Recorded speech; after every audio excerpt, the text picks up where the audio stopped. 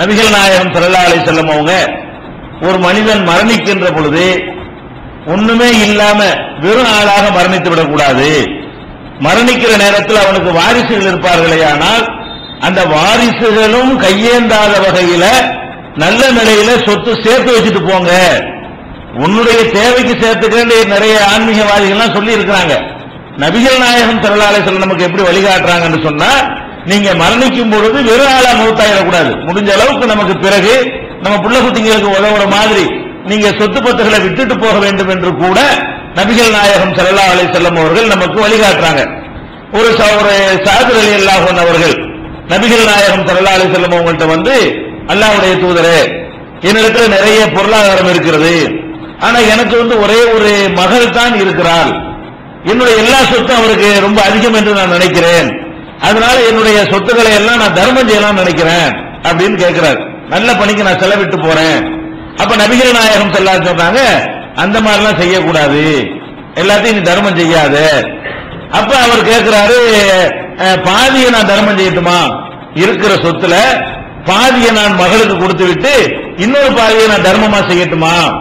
ரசூல் ஸல்லல்லாஹு அலைஹி வஸல்லம் சொல்றாங்க, அதுவும் கூடாது. அப்ப திருப்பி அவர் கேட்கிறாரு, 1/3 தர்மம் செய்துவிட்டு 2/3 33% தர்மம் செய்துவிட்டு 66% விட்டுட்டு போகட்டுமா அப்படின்னு கேட்கிறாரு. அப்போ நபி ஸல்லல்லாஹு அலைஹி வஸல்லம் சொல்றாங்க, 1/3 நீ தர்மம் செஞ்சிக்க, ஆனா அது கூட ஜாஸ்தி தான், அதோட கொஞ்சம் கம்மியா இருப்பது நல்லது அப்படின்னு சொல்லிவிட்டு ஒரு அழகான வார்த்தை இந்த இடத்துல யூஸ் பண்றாங்க. இன்னக்க அன்ததர வரசத்தக்க அக்னியா, உன்னுடைய வாரிசுகளை செல்வந்தர்களாக நீ விட்டு போவது கைரும் மின் அன் ததரகும் ஆலத்தன் எத்தக்கப்பூன நாஸ், மக்கள்கிட்ட கையேந்தக்கூடிய வகையில வறுமையில் விட்டு செல்வதை விட உன்னுடைய வாரிசுகளை கொஞ்சம் தன்னிறைவு பெற்ற நிலையில விட்டு செல்வதற்கு அதுதானப்பா சிறந்தது என்று சொல்லுகிறார்கள். இந்த வாசகம் தான் நம்ம கவனிக்க வேண்டிய விஷயம். அது வாரிசுகளை அடுத்த போய் கையேந்திக்கிட்டு தேவைக்காக வேண்டி பிச்சை எடுத்துக்கிட்டு தேவைக்காக வேண்டி மான மரியாதை இழந்துகிட்டு அந்த நிலையில வச்சிடாம நம்ம பிள்ளைங்க யார்ட்டையும் கையேந்தாம வாழணும் என்பதற்கு ஏற்பாடு செய்துவிட்டு போவது சிறந்தது என்று சொன்னார்கள். இது புகாரியில 1296, 2472, 3936, 4409, 5354, 6373, 6733 இவ்வளவு ஹதீசுகள்லையும் புகாரியில இந்த நம்பர் எடுத்து பாத்தீங்கன்னா இந்த ஹதீஸை நீங்கள் பார்க்கலாம். ரசூல் ஸல்லல்லாஹு அலைஹி வஸல்லம் அவர்கள் சேர்த்து வச்சுட்டு போக சொல்றாங்க. பொருளாதாரம் நமக்கு மாத்திரம் இல்லாம அடுத்த தலைமுறைக்கும் கூட சேர்த்து வச்சுக்கலாம் என்கிற அளவுக்கு ஒரு சிறப்பாக சொல்லப்பட்டிருக்கிறது. அதை விட முக்கியமான விஷயம் என்னன்னு கேட்டா, நம்மள்ட்ட இருக்கிறதுலே உயர்ந்தது எதுன்னு கேட்டா உயிர்னு சொல்லுவோம். ஒரு மனிதன்கிட்ட இருக்கிறதுலயே ரொம்ப மதிப்பு மிக்கது எதுப்பான்னு கேட்டா உயிர் தான், மற்றனால கீழே தான். உயிருக்காக வேண்டி என்ன வேணாலும் செய்யலாம். பயந்துகிட்டு கத்தி வச்சு மிரட்டுறாங்க, கொண்டு வாங்குறான், உயிரை காப்பாத்துறதுக்காக என்ன செய்யலாம், அவன் சொல்றது ஒத்துட்டு போயிடலாம் வாயினால, அப்படி சொல்லக்கூடிய ஒரு மார்க்கம்.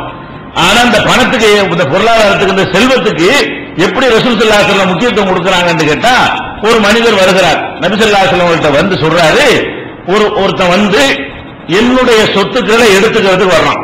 ஒருத்தன் வர்றான், என் சொத்து அவன் தட்டி பறிக்கிறதுக்காக வேண்டி பிளான் பண்ணி யுரீது அகத மாலி, என்னுடைய செல்வத்தை எடுக்கிறதுக்கு வர்றான். நான் அப்ப என்ன நடந்து கொள்ளணும்?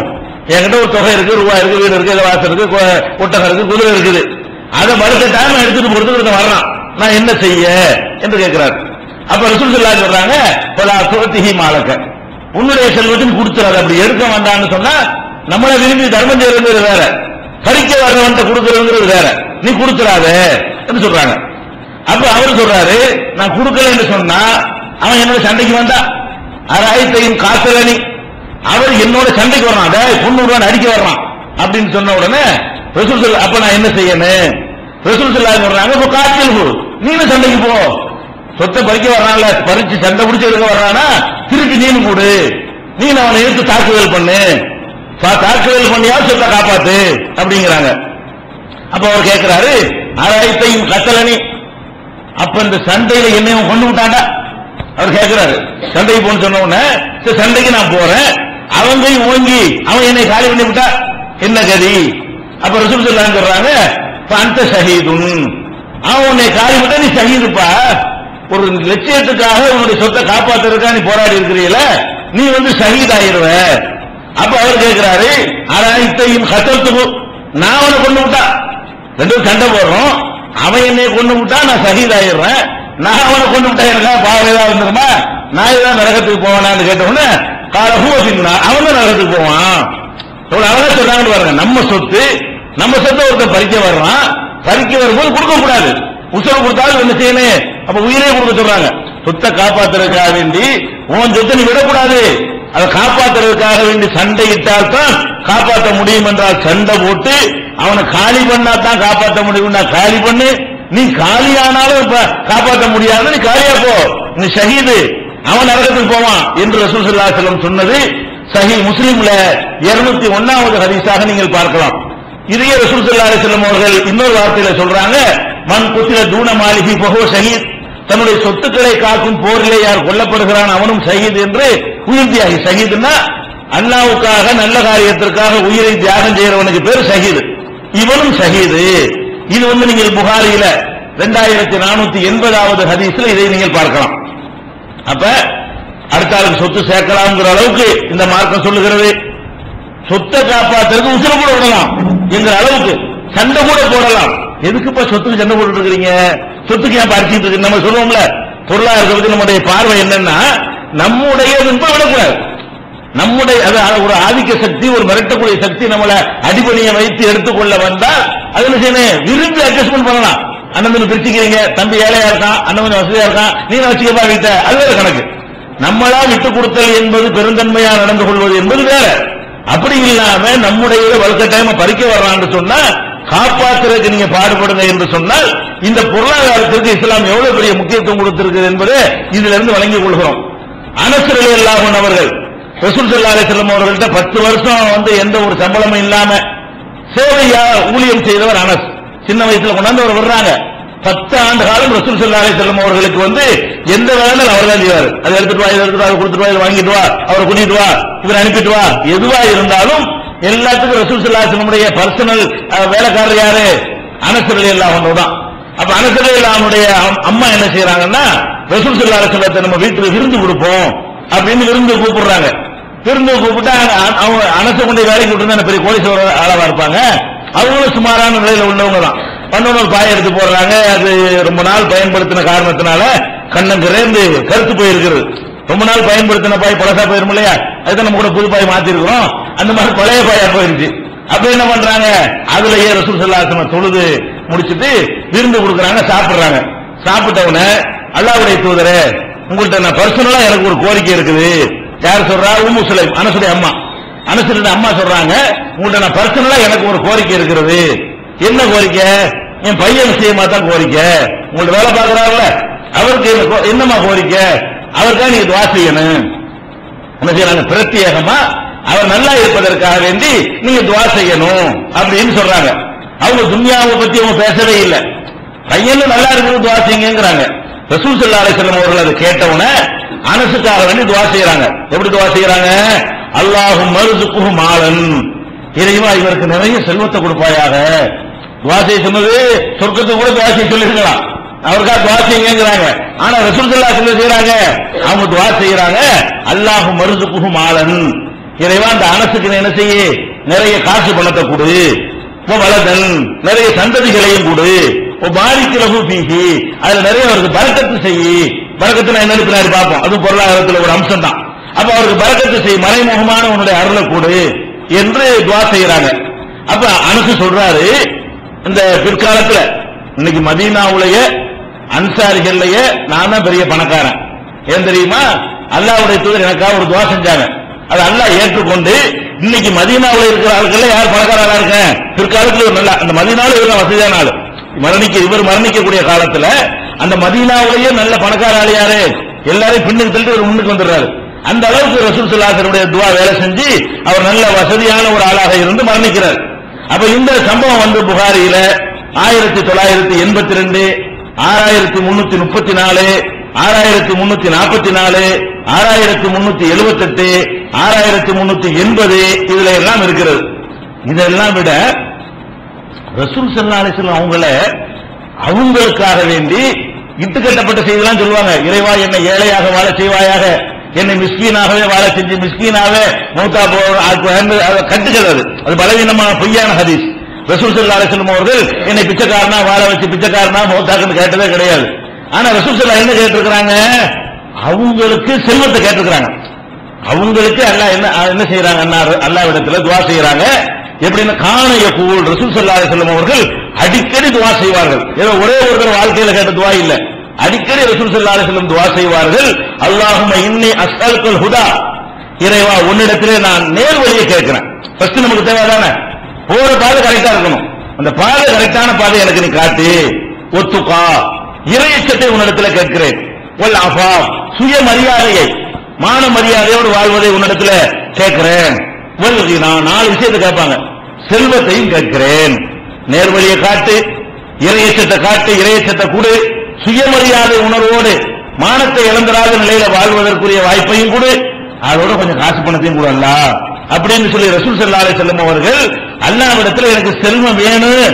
நம்ம பள்ளியாசலுக்கு அல்லாஹ்ட காசை கேட்கலாமா, பணக்கார நகன் கேட்கலாமா, அது ஆன்மீகத்தை விட்டு நம்மளை மாத்திருமா நினைக்க வேண்டியதில்லை. அல்லாஹ்வுடைய ரசூல் நினைச்சிருக்கிறாங்க எனக்கு செல்வத்தை கொடு என்று கேட்டிருக்கிறார்கள். இது புகாரியில 4898வது ஹதீஸ்ல பதிவாயிருக்கிறது. இதெல்லாம் ஆதாரப்பூர்வமான செய்திகள். அப்ப இவ்வளவு இது மாதிரியான செய்திகளை நீங்கள் புரட்டிக்கிட்டு வந்தீங்க என்று சொன்னா, பொருளாதாரம் என்பது மனிதனுக்கு ரொம்ப தேவை என்பதும், அது நல்ல விஷயத்திற்கு நமக்கு பயன்படும் என்பதும், அதிலிருந்து நிறைய நல்ல பணிகளை நிறைய நன்மையான காரியங்களை செய்யலாம் என்பதும், உலகத்தில் நம் மீது விதிக்கப்பட்ட கடமைகளை நிறைவேற்றுவதற்கு பொருளாதாரம் ரொம்ப அவசியம் என்பதும் சந்தேகத்துக்கு இடம் இல்லாமல் தெரிகிறது. அதோட இன்னொரு விஷயத்தை பாருங்க, இந்த கம்பேர் பண்ணி அல்லாஹ் சொல்றான். என்ன கம்பேர் பண்றான், ஒருத்தன் சரியான ஏழை ஒண்ணுமே இல்ல வந்துட்ட, இன்னொருத்தன் பணக்காரனா இருக்கான், 2 பேரையும் கம்பேர் பண்ணி இதுல யார் சிறந்தவன் தெரியுமா என்று அல்லாஹ்வே குர்ஆன்ல ஒரு இடத்துல கேட்கிறான். எப்படி கேட்கிறான், 16வது சூராவுல 75வது வசனத்தில் அல்லாஹ் கேட்கிறான். நஹ்லுல தேனிங்கிற சூராவுல 75வது வசனத்தில் லரபல்லாஹு மஸலன் அப்தம் மம்லூக்கன் லா யக்திரு அலா ஷைஇன், அல்லாஹ் உங்களுக்கு ஒரு உதாரணத்தை காட்டுறான்ப்பா. இந்த உதாரணம் எதுக்கு காட்டுறான்னா தௌஹீதுக்கு தான் காட்டுறான். அல்லாஹ் விட்டுவிட்டு வேற ஆட்கள் எல்லாம் போய் வணங்குறாங்கல்ல, அதுக்கு அல்லாஹ் உதாரணம் காட்டுறான். அந்த உதாரணம் எப்படி காட்டுறான்னா, ஒரு அடிமை இருக்கிறான், அவனே அடிமையா இருக்கான், ஒரு ஆளுக்கு அடிமையா இருக்கான், அவங்ககிட்ட எந்த சொத்தோ பத்தோ அதிகாரமோ ரைட்டோ ஒண்ணுமே இல்லை. அப்படி ஒரு அடிமை ஒரு பக்கம் இருக்கிறான். ஒமன் ரஜக்னாகும் இன்னார் இதுக்கு ஹசனா, இன்னொருத்தனுக்கு நிறைய காசு பணத்தை எல்லாம் நம்ம கொடுத்து வச்சிருக்கிறோம். இன்பிக்கும் சிறவ ஜகரா, அவன் பகிரங்கமாகவும் ரகசியமாகவும் அதிலிருந்து செலவு செஞ்சுக்கிட்டே இருக்கிறான். இப்படி ஒரு மனுஷன் இருக்கிறான், அடிமையா இருக்கிறான். அடிமைன்னா என்ன அர்த்தம், அவனுடைய காரியத்துக்கு அவனே அதிகாரி இல்லை, அவன் அந்த எஜமானத்தை விட்டு போடலாம், அவன் நினைச்ச வீட்டுக்கு போக முடியாது, வீடு வாசல் வச்சுக்கிற முடியாது, அவன் சொத்து முதலாளிக்கு சேர்ந்துடும். அந்த காலத்துல இப்ப அடிமைன்னு வழங்க முடியாது, அந்த காலத்துல அடிமைன்னு ஒண்ணு இருந்துச்சு, ஒரு ஆடு மாடு மாதிரி ஏறக்குறைய பகுத்தறி உள்ள ஆடு மாடு மாதிரி. அப்ப ஆடு மாடு மாதிரியான ஒரு நிலையில மனிதர்கள் வைத்திருக்கும் பொழுது அந்த காலத்து மக்களுக்கு புரியுற மாதிரி அல்லாஹ் கேட்கிறான். ஒரு அடிமை ஒருத்தன் இருக்கிறான்ப்பா, நல்ல காசு பணத்தோட வச்சுக்கிட்டு அள்ளி அள்ளி கொடுத்துட்டு இருக்கிறான். இப்படி 2 பேர் இருக்கிறாங்களே இப்படி சொல்லிவிட்டு ஹல் யஸ்தவூன், இவங்க 2 பேரும் சமமா அல்லாஹ் கேட்கிறான். ஒருத்தன் அடிமையா இருக்கான், அவனுக்கு எந்த பவருமே கிடையாது, அவனும் நல்ல காரியத்துக்கு வாரி வாரி பணத்தை வச்சுட்டு கொடுத்துட்டே இருக்கிறான், 2 பேரும் சமமா அப்படின்னு எதுக்கு எல்லாம் கேட்கிறான். நீங்க எல்லாரும் அடிமை, அப்துல் காதர் ஜீலானில இருந்து நீங்க நாகூராண்டவர்ல இருந்து அஜ்மீர் காஜாவுல இருந்து எல்லாம் அடிமை, ஊர் ஆட்களும் கிடையாது. இன்னொரு பக்கம் நான் இருக்கிறேன், அள்ளி அள்ளி கொடுப்பேன், கணக்கு இல்லாம கஜானா வச்சிருக்கிறேன், நாங்க 2 பேரும் ஒன்னாடா, அதுக்காக உதாரணம் காட்டுறான். அல்ல எதுக்கு உதாரணம் காட்டுறான், நானும் இந்த செத்து போன ஆளுக்கு போய் கும்பிடுறிய 2 ஒன்னா, அவர் அடிமை நான் எஜமான். அப்ப அடிமைகிட்ட போய் கேட்கிற எல்லாத்தையும் வச்சுக்கிற என்கிட்ட கேட்க மாட்டேங்கிற, நீனே உலகத்துல இப்படி இருந்தா யார சிறந்தவன் சொல்லுவ, அடிமை சிறந்தவன்பியா, அல்ல பணம் காசோட வச்சு வாரி வாரி வளர்ந்து அவனை சிறந்தவன் சொல்லுவியா அப்படின்னு கேட்டுவிட்டு இதுல எதோ அல்ல கம்பேர் பண்றான். இந்த காசு பணத்தை வச்சு அள்ளி அள்ளி கொடுக்கிறவன் தான் சிறந்தவன் என்று இப்படி கம்பேர் பண்ணி கூட இதனுடைய உயர்வை எல்லாம் நமக்கு சுட்டி காட்டுகிறான். அதை விட ரசூல் ஸல்லல்லாஹு அலைஹி வஸல்லம் அவர்கள் சில கெட்ட குணங்களை நம்மிடமிருந்து ஒழிக்க சொன்னாங்க. அதுல ஒண்ணு பொறாமை. பொறாமைன்னா என்ன அர்த்தம், ஒரு மனுஷன்கிட்ட இருக்கக்கூடிய நிலையை பார்த்து அழிஞ்சு போட்டு அப்படி நினைக்கிறது, அடுத்த ஆளுக்கு உள்ளதை பத்தி ஏங்குறது இருக்குல்ல இந்த பொறாமை, இது அறவே கூடாது. அல்லாஹ் அதுல இருந்து நம்ம பாதுகாப்பை தர சொல்றான். மின் ஷர்ரி ஹாசிதின் இதா ஹஸத், கடைசி 114வது சூறாவுல என்ன செய்யலாம், நம்மை பாதுகாப்பு தேட சொல்லுகிறான். பொறாமப்படுறவனுடைய தீங்கிலிருந்து இறைவா என்னை காப்பாத்திரு. அவ்வளவு பெரிய மோசமான ஒரு குணம் பொறாமை என்பது. இந்த பொறாமை 2 இடத்துல பொறாமை படலாங்கிறாங்க, அது பொறாமை இல்லைங்கிறாங்க.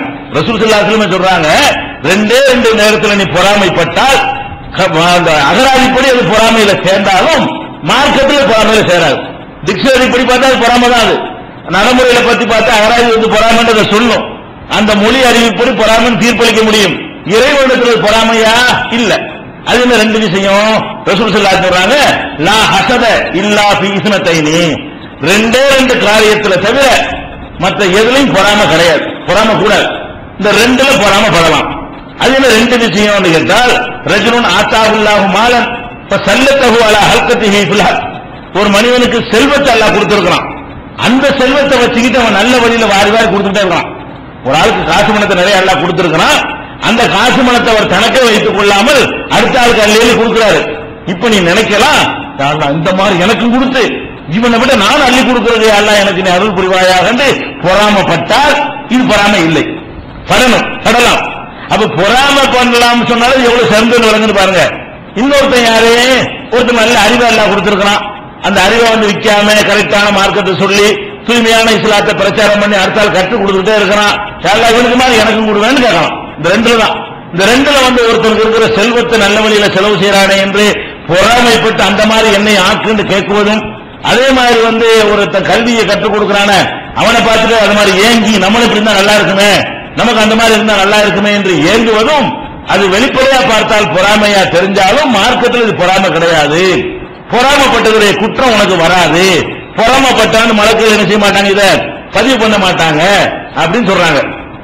இது புகாரியில 73வது ஹதீஸ், 1409வது ஹதீஸ், 7141வது ஹதீஸ், 7316வது ஹதீஸ்கள் எல்லாம் நம்ம பார்க்கணும். இது எல்லாமே பொருளாதாரத்தை பற்றி சிலாகித்து புகழ்ந்து பாராட்டி சொன்ன விஷயங்கள் ஒரு பக்கம் இப்படி இருக்கிறது.